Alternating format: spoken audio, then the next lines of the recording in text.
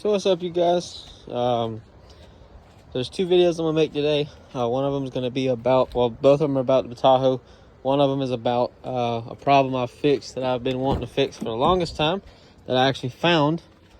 And the other one is a problem that I knew existed and I didn't know why, and now I know why. So now I know I can order parts for it.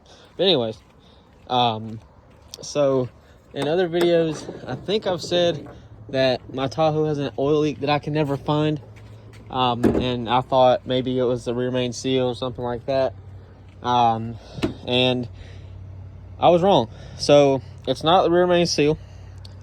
So yesterday I went and got the mail and walked by my Tahoe, and something told me to get my flashlight, and I walked by the passenger side, and inside the fender well I looked right there where right up there where you can see the blue where the valve cover and the head meet. It was wet, and the whole back of the head was wet. So come to find out, my oil leak was easily fixed. I just had to actually fix it, and it was just the valve cover gaskets. So there's still some residual oil that has to drain off of the rest of the transmission and all that, because I've washed it as much as I could, but there's still a little bit that still comes off. So I'll have to let it do its thing.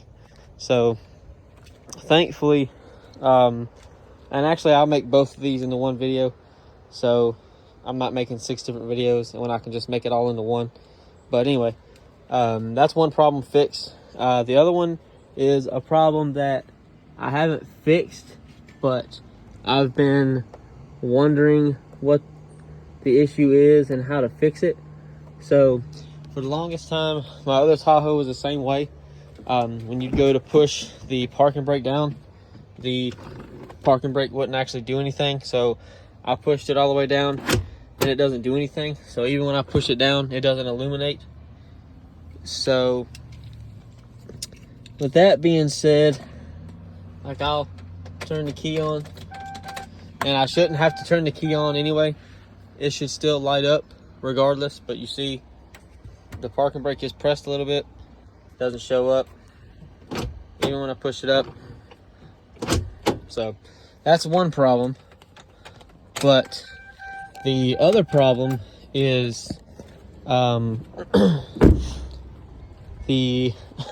took the wheel and the rotor and all that off of this side, and the parking brake shoes are literally they're just a cylinder, a round piece of metal with brake material on both sides, and they push up against the inside of the rotor.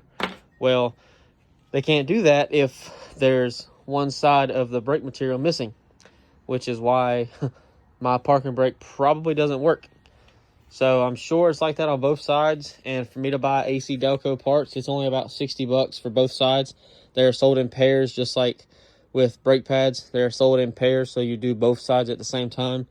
I am gonna replace the rotors, because the rotors I think are probably shot to shit, and the pads need to go anyways, because I looked at them and they are cracked when they got too hot or they've gotten hot. So I don't know what that's all about, but I'm gonna replace them. So that's something to look forward to. And for like the valve cover gaskets, the only thing you're going to need to really replace them is a little pocket screwdriver to pop the clips out for the coils, for the plugs, and for that. And you'll need a 10mm and an 8mm. The 8mm is for the 4 bolts that actually hold the valve cover onto the head, and the 10mm is for all the bolts like that one right there that my finger's right on top of, that actually hold the 4 coil packs onto the exhaust, the valve cover. So that's it. That's all you need. Nothing fancy, nothing special. You don't have to take the engine out to do it. I didn't want to do it, but and like, I got all the gunk off of it. Like you can see, it's spotless now, and that really makes me sleep better now. I sleep a lot better knowing that. But yeah, I'll show a video of some of the stuff you need to do the brakes. Like with the brakes, I'll mention it here, but I'll still make another video about it anyway, just to show how bad mine were. To take the calipers off of the rear, I don't know about the front. The front, I'm doing something totally different with, so I'm not even going to mention that yet until it's done. But the rears, to take the calipers off, it's a 12 millimeter socket or wrench, whichever. And then to take the brake caliper bracket off, that's 18 millimeter. And then other than that, you just pull the rotor off, and that's it. So, yeah. But that's what I found so far. And I do want to say, these wheels will probably be gone in the next couple days because I'm really tired of them. They drive shitty, and I'm tired of almost hitting the bumper every time, and it's tearing up my fender liner that I bought. And this is a GM part. That's not some cheap ass shit from Rock Auto, but I don't want to ruin it. And these tires are expensive, and I'm really having trouble getting rid of them, which kind of surprises me. But that's my luck usually, is I buy something I think I can get rid of, and then I can't get rid of it. So I've tried numerous times to get rid of these, and nobody wants them, which doesn't make any sense to me. But whatever.